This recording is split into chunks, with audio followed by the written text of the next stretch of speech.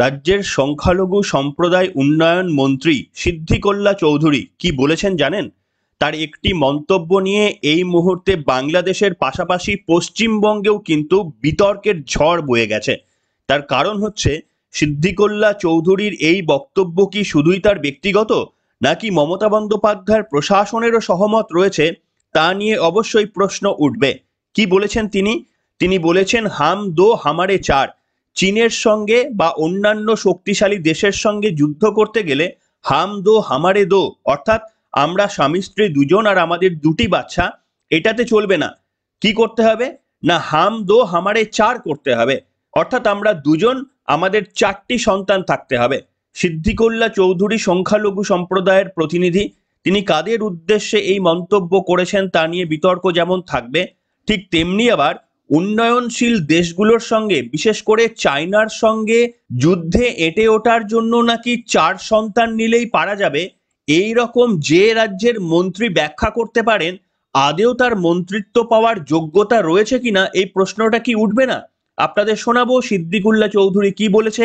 বাংলাদেশের বিভিন্ন লোকজন, মৌলানারা, তারা কি বিশ্বাস করেন, কার্যত তাদের কথার প্রতিধ্বনি যেন এই সিদ্দিকুল্লাহ চৌধুরীর মুখে প্রতিফলিত হলো, সেটাও আপনাদের শোনাবো। বিরোধী দলনেতা শুভেন্দু অধিকারী কি বললেন, শ্রমিক ভট্টাচার্য কি বললেন, এই প্রত্যেকটা জিনিসই আপনাদের সামনে শোনাবো। নমস্কার, welcome to simple as a বিষয়ে আপনাদের সকলকে স্বাগত জানিয়ে শুরু করছি অত্যন্ত গুরুত্বপূর্ণ একটি খবর। প্রথমেই আপনাদের শোনাতে চাইবো যে একজন মৌলানা, তিনি এপার বাংলার না ওপার বাংলার সেটা আমি নিশ্চিত করে বলতে পারবো না, তবে সম্ভবত তিনি ওপার বাংলার হলেও হতে পারেন। তিনি একটি ধর্মীয় সভায় বক্তৃতা দিতে গিয়ে মুসলিম সমাজের উদ্দেশ্যে বলছেন যে ইউরোপ যেমন পরমাণুর বিস্ফোরণ ঘটাচ্ছে, ঠিক তেমনি আমরা জনসংখ্যার বিস্ফোরণ ঘটাবো। আমি নিজেই 11টি সন্তান নিয়েছি এবং আমরা প্রত্যেকেই এত এত করে সন্তান নেব, যাতে করে ইউরোপ বা অন্যান্য শক্তিশালী দেশগুলো পরমাণু বিস্ফোরণ যেমন ভাবে করবে, আমরা ঠিক জনসংখ্যার বিস্ফোরণ ঘটাবো। আসুন তিনি কি বলেছেন শোনাবো আপনাদের। এবং তিনি যে মিথ্যে বলেননি সেটা পরিষ্কার, ওপার বাংলায় ঠিক যেভাবে হিন্দুরা কমছে মুসলমানরা বাড়ছে, এপার বাংলার ছবিটাও ঠিক একই। তার কারণ এই মৌলানা তার মতকেই সমর্থন করে অনেকেই পথ চলে বলে। যাই হোক, কি বলেছেন তিনি শোনাবো, পুরনো একটি ভিডিও। আপনাদের এখন সুযোগ, যে যত পারেন সন্তান নেবেন।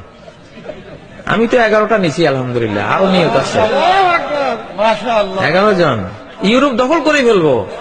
কয় যে নুকাবিলুল কুম্বুলাতা জাররিয়া বিল কুম্বুলাতি জুররিয়া, কয় ওদের অ্যাটম বোম, পারমাণবিক বোমের মোকাবেলা করবো পারমাণবিক জনসংখ্যা দিয়া। মানে হেরা বিস্ফোরণ ঘটাইবে অ্যাটম বোমের, আমরা বিস্ফোরণ ঘটাবো জনসংখ্যা।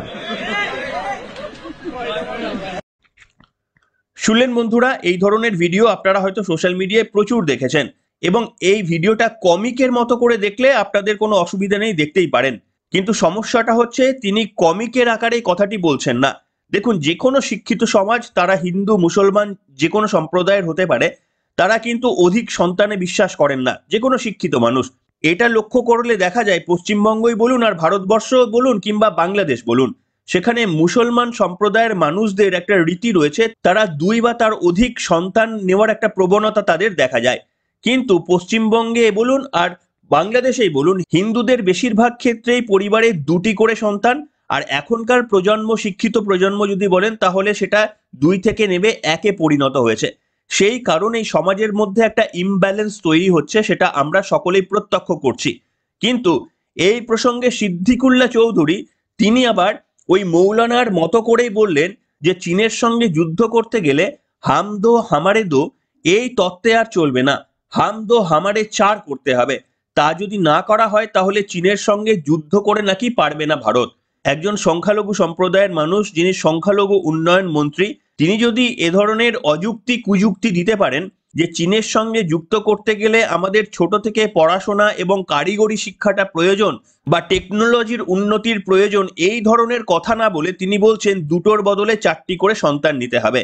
এই যদি আমাদের রাজ্যের একজন সম্মানীয় মন্ত্রীর দৃষ্টিভঙ্গি হয়ে থাকে, তাহলে সেই রাজ্যটা কতদূর এগুবে সেটা খুব ভালো করেই কল্পনা করতে পারছেন। আসুন কি বলেছেন সিদ্দিকুল্লাহ চৌধুরী, মিল পাবেন ওই প্রথম মৌলানার বক্তব্যের সঙ্গে, শোনাতে চাইবো এইখানে। নিয়ে বিধানসভার অভ্যন্তরে এই মুহূর্তে জল্পনা চলছে, আপনি কি এতে বিশ্বাস করেন যে কথাটা বললেন? আমার বক্তব্য হলো সংখ্যাটা বাড়ে অনেক সময় স্বামী স্ত্রী এবং প্রজননের বিষয় নিয়ে। হামদো আমার চারের এটা হলো আপনার তার বিশ্লেষণ। আর Shankar Ghosh calling point of order এনেছেন, আপনার এই বক্তব্যটা যাবে কি যাবে না সেটা নিয়ে স্পিকারকে জিজ্ঞাসা করেছেন।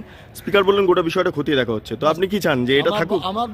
আমার বক্তব্য থাকতে হবে, এটা করে থাকুক না। আমাকে যদি স্পিকার বলেন যে আপনি তথ্য দিন বা বক্তব্যে বিশদ বিবরণ দিন, আমি দিতে পারবো। গ্রাম বাংলায় সাধারণত মধ্যবিত্ত নিম্নবিত্ত সমাজ, হিন্দু মুসলমান বলে নয়, তারা চান আমাদের সন্তান সন্ততি থাকুক, এতে আমরা গর্বিত। চীনের সঙ্গে লড়াই করতে গেলে চীনের আপনার পরিমাণের মানে জনসংখ্যা আনতে গেলে হামদো আমার চার দরকার, হামদো আমারও হবে। শুনলেন বন্ধুরা, কি অবাক হলেন? অবাক হবেন না, এটাই পশ্চিমবঙ্গ এবং এটা 2024 সাল। 2024 সালে এসে কোনো মন্ত্রীস্থানীয় ব্যক্তি এই যে কথা বলতে পারেন, এটা শুনতেই অবাক লাগে। এবং তাকে এর পরেও যে মন্ত্রিত্বের পথে রেখে দেওয়া হবে, যে ব্যক্তির এই ধরনের সম্যক ধারণা নেই, উন্নতশীল দেশগুলির সঙ্গে লড়াইয়ের জন্য জনসংখ্যার বিস্ফোরণ করে কিচ্ছু হয় না, তার ভুরি ভুরি উদাহরণ রয়েছে।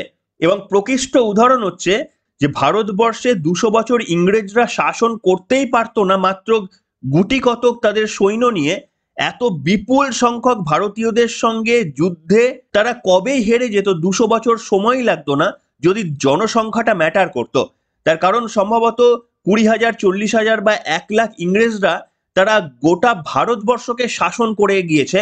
সেখানে ভারতবর্ষদের হাতে উন্নততর অস্ত্র না থাকায় 200 বছরের গোলামি সহ্য করতে হয়েছিল। আর এদৎ সত্ত্বেও, এত হিস্ট্রি জানার পরেও এই সিদ্দিকুল্লাহ চৌধুরীর মতো যদি ব্যক্তিরা মনে করেন যে জনসংখ্যা দিয়ে চীনের সঙ্গে যুদ্ধ করা যাবে, তাহলে কত বড় মূর্খের স্বর্গে তারা বাস করছেন সেটা আপনারাই ভেবে দেখবেন। আর আপনারা ভোটের লাইনে গিয়ে মমতা বন্দ্যোপাধ্যায়ের ছবি দেখে যাদের নির্বাচিত করেন, তাদের মধ্যে কারা কারা মন্ত্রিত্বের পদে আসছেন একটু খেয়াল করে দেখবেন। বিরোধী দলনেতা শুভেন্দু অধিকারী তিনি গর্জে উঠলেন, তিনিও বললেন যে এই ধরনের মন্তব্য কোনো একজন মন্ত্রীর কাছ থেকে আসা অত্যন্ত দুর্ভাগ্যজনক। কি বলেছেন বিরোধী দলনেতা শুভেন্দু অধিকারী, শোনাবো আপনাদের। চৌধুরী একটা দারুণ কথা বলেছেন আজকে, যে এখানে যদি হামদো হামারে চার না হয়, চীনের সাথে লড়াই করা যাবে না। চীনের সাথে লড়াই করার জন্য এই হামদো হামারে চারটা খুব জরুরি। জনসংখ্যা আমি এটা নিয়ে বলবো না, উনাদের শুনুন, উনি উনার জনপ্রতিনিধি মন্ত্রী এবং তিনি একজন বিশিষ্ট শিক্ষক। আমার মনে হয় এরকম একজন সিনিয়র লোক তার এইসব পরিস্থিতির বাইরে চলে যাচ্ছে।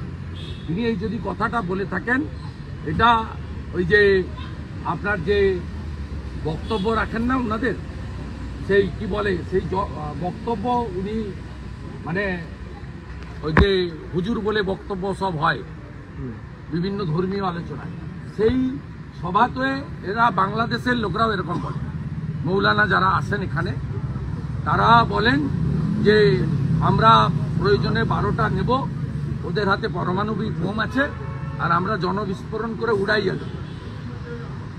আমি খুব অবাক হয়ে যাচ্ছি, এইরকম একজন শিক্ষক পেশায় এবং জনপ্রতিনিধি মন্ত্রী দুটো টার্মে তিনি এই ধরনের কথাবার্তা বলছেন, কি শেখাচ্ছেন আপনি? এই কারণে দেখুন, এটা আমার বিজেপি হিসেবে বা এমএলএ বা বিরোধী দলনেতা হিসেবে নয়, ভারতবর্ষের একজন সচেতন নাগরিক হিসেবে আমার দাবি, কেন্দ্রীয় সরকারের অবিলম্বে আমাদের দেশে জনসংখ্যা তাকে নিয়ন্ত্রিত করে দেশের প্রগতিকে এগিয়ে নিয়ে যাওয়ার ক্ষেত্রে উদ্যোগ গ্রহণ করা উচিত। এটা আমার ব্যক্তিগত। আপনি শুনলেন বন্ধুরা, দেখুন কোয়ান্টিটি কোথাও ম্যাটার করে না, কোয়ালিটি বেশি ম্যাটার করে। ধরুন আমেরিকাতে আর কত জনসংখ্যা রয়েছে, কিংবা কানাডা ধরুন বিশ্বের সম্ভবত সব থেকে বড় একটি দেশ এবং ভারতের আয়তনের প্রায় 3 গুণ আয়তন হচ্ছে কানাডার। কিন্তু গোটা ভারতবর্ষের দিল্লিতে যত মানুষ থাকে, গোটা কানাডা জুড়ে অত মানুষ থাকে না। তাহলে কি কানাডা কোনো দিক থেকে পিছিয়ে রয়েছে ভারতের থেকে? বরঞ্চ বহু ক্ষেত্রে কানাডা ভারতের থেকে অনেক গুণ এগিয়ে রয়েছে। তাহলে এই ছোট্ট ছোট্ট তথ্যগুলো যে কোনো ওয়েস্টার্ন কান্ট্রি বলুন, আপনি অস্ট্রেলিয়া বলুন, নিউজিল্যান্ড বলুন কিংবা আমেরিকা বলুন, এই সমস্ত দেশের জনসংখ্যা ভারতের একটা রাজ্যের জনসংখ্যার সমান যেখানে নয়, অথচ গোটা দেশটা এত উন্নত কি করে হতে পারে?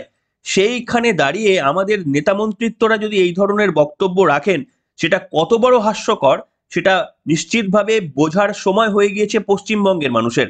তার কারণ এই সমস্ত নেতামন্ত্রী তারা তো আর বুঝবেন না। ওই বাংলাদেশ যেমন ডাক দিচ্ছিল যে যার কাছে যা কিছু রয়েছে হাতা খুন্তি সব নিয়ে ভারতকে আক্রমণ করতে হবে, তার কারণ তারা ভাবছে তাদের তো সংখ্যাটা অনেক বেশি। মৌলবাদে যারা বিশ্বাস করে এক ডাকে হাতা খুন্তি নিয়ে রাস্তায় নেমে পড়ার সংখ্যাটা বাংলাদেশে সত্যি অত্যন্ত অনেক বেশি। তারা ওই হাতা খুন্তি নিয়ে ভারতের সঙ্গে যুদ্ধের ডাক দিচ্ছে। আর ভারত পরমাণু শক্তিধর একটা দেশ। একবার কল্পনা করে দেখবেন যে ভারতের কতটুকু শক্তি প্রয়োগ করলে এই গোটা বাংলাদেশকে জব্দ করা যাবে। একটু ছোট্ট বিবেক এবং বুদ্ধি লাগালেই যেখানে আপনারা বুঝতে পারবেন, সেখানে বাংলাদেশিরা বিশ্বাস করে যে তারা 11টা 12টা করে সন্তান নিলে আর হাতা খুন্তি নিয়ে রাস্তায় নেমে পড়লেই নাকি ভারতের সঙ্গে যুদ্ধতে তারা জিতে যাবে। এই যদি কোনো মানুষের বোধ এবং বুদ্ধি হয়ে থাকে, তাহলে সেই দেশ কি এগুতে পারে? যেমন ওপার বাংলার বাংলাদেশ পিছিয়ে রয়েছে, আর পশ্চিমবঙ্গেও ভারতবর্ষের মধ্যে একটা অঙ্গরাজ্য হয়ে বাংলাদেশের সঙ্গে বিশেষ তো আর কোনো তফাৎ আমি দেখছি না। এই প্রসঙ্গে আপনাদের শোনাতে চাইব শ্রমিক ভট্টাচার্য তিনি কি বলছেন, সেটি অত্যন্ত গুরুত্বপূর্ণ। তিনি বলছেন হিন্দুরা যতদিন না পর্যন্ত নিজেরা বুঝতে পারছে ততদিন পর্যন্ত এই অত্যাচার তাদের সহ্য করতে হবে। সেটা এই কথার অত্যাচারই বলুন আর ফিজিক্যাল অত্যাচারই বলুন, সেটা সহ্য করতে হবে। কি বলেছেন শ্রমিক ভট্টাচার্য এই প্রসঙ্গে শোনাবো আপনাদের। সিদ্দিকুল্লাহ চৌধুরী তিনি বলছেন যে হাম দো হামারা দো, এই নীতিতে চললে হবে না। এখন হাম দো হামারা চার পাচ্ছে। আপনারা সোশ্যাল মিডিয়া দেখেন তো, ধর্মান্ধ কিছু মৌলবাদী বলেন যে ওদের কাছে পারমাণবিক বোমা আছে, আমাদের কাছে জনসংখ্যা আছে। আমি তো 11টা বাচ্চা নিয়েছি, আপনারাও প্রত্যেকে 10টা করে নেন। এটাই তো উদ্দেশ্য। সেই রাস্তায় সিদ্দিকুল্লাহ চৌধুরী কথা বলেছেন। একদিকে সরকার ফ্ল্যাগশিপ প্রজেক্ট বানিয়েছে জন্ম নিয়ন্ত্রণকে, হাম দো হামারা দো, আর যারা এই জন্ম নিয়ন্ত্রণের বিরোধিতা করছে, যারা পোলিও খাওয়াতে দেয় না তার বিরোধিতা করে, তাদের আবার এই সরকার ভাতা দেয়। সুতরাং এখন পশ্চিমবঙ্গের সংখ্যাগরিষ্ঠ হিন্দুকে সচেতন হতে হবে যে বাংলাদেশ তৈরি হতে চলেছে পশ্চিমবঙ্গটা, সেটা মেনে নেবেন বা ধর্ম পরিবর্তন করে দেবেন, না আত্মসমর্পণ করবেন, প্রতিবাদ করবেন, কোনটা মানুষকে ঠিক করতে হবে। শুনলেন বন্ধুরা, এরপরে আপনাদের মতামত অবশ্যই লিখে জানাবেন। আপনারা কি মনে করেন যে হাম দো হামারা চার করলে কি সমস্যার সমাধান হয়ে যাবে, নাকি কোয়ালিটি ম্যাটার করে? যে আপনি একটাই সন্তান নিলেন কিন্তু তাকে একেবারেই উচ্চশিক্ষায় শিক্ষিত করলেন, দেশের কাজে যেন সে আসে সেই ধরনের মোরাল তাকে শিক্ষা দিলেন, সেটা বেশি উপযোগী আমাদের দেশের জন্য? না আপনি 15টা সন্তান নিয়ে নিলেন আর 15টার মধ্যে দুটো রাস্তায় ঘুরে বেড়াচ্ছে, দুটো চুরি করছে, দুটো তোলাবাজি করছে, এইভাবে যদি আপনার সন্তানদের মানুষ করেন তাহলে সেটা বেশি দেশের জন্য মঙ্গলদায়ক? কোনটা বেশি দেশের জন্য মঙ্গলদায়ক? আমার মনে হয় আপনারা কটা সন্তান নেবেন, বোধহয় ভারতবর্ষের এখনো পর্যন্ত একটা রীতি রয়েছে দুই সন্তান। দুই সন্তানের অধিক নিলে কিছু কিছু জায়গায় রেস্ট্রিকশন থাকলেও মোটামুটি খুব একটা রেস্ট্রিকশন খুব একটা কোথাও নেই। কিন্তু ইমিডিয়েটলি আমার মনে হয় ভারতবর্ষের এই বিষয়টিকে গুরুত্ব দিয়ে দেখা উচিত। তার একটি কারণ আপনাদের সামনে বলবো। আপনারা বিভিন্ন জায়গায় শুনেছেন যে ওপার বাংলায় হিন্দুদের সংখ্যা ক্রমশ কমে যাচ্ছে। এক সময় স্বাধীনতার আগে যেখানে 23% হিন্দুরা থাকতো, আজকে সেই সংখ্যাটা বাংলাদেশের নিরিখে 8% নেমে এসেছে।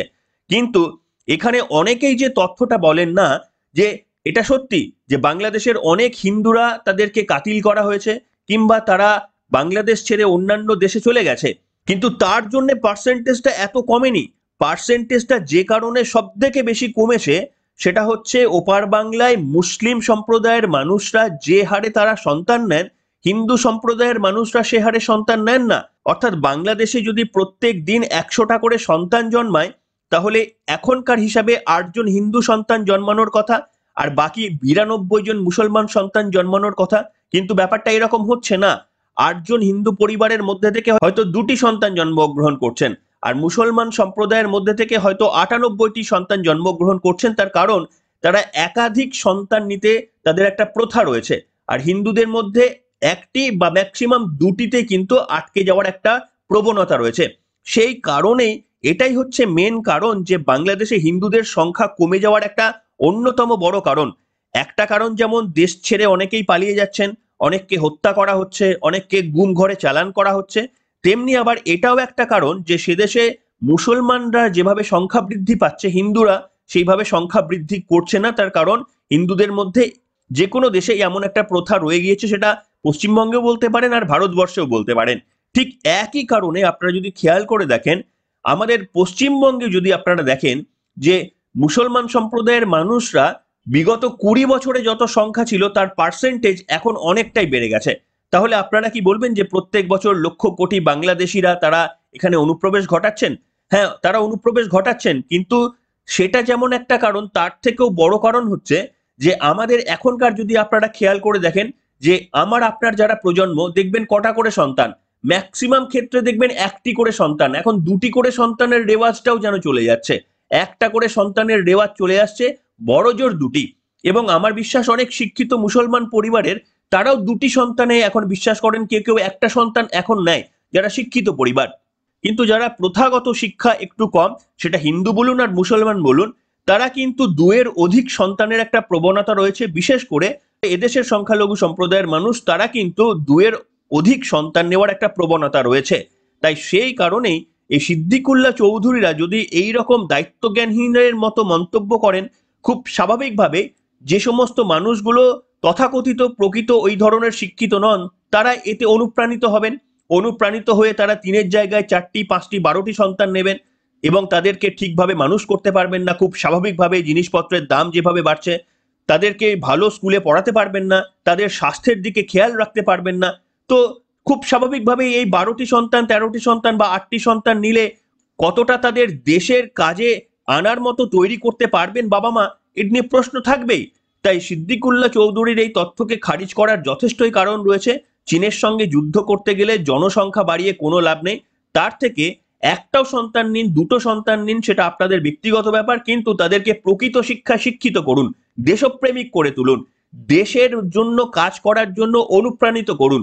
হিন্দু মুসলমান নিয়ে ঝগড়া এই সমস্ত থেকে তাদের বিরত রাখুন। যে কোনো সম্প্রদায়ের লোক হতে পারে, আমরা যে সকলেই মানুষ, এই নীতি শিক্ষাতে তাদের শিক্ষিত করুন। এইগুলোই যদি করা যায় তাহলেই সমাজ এগোবে।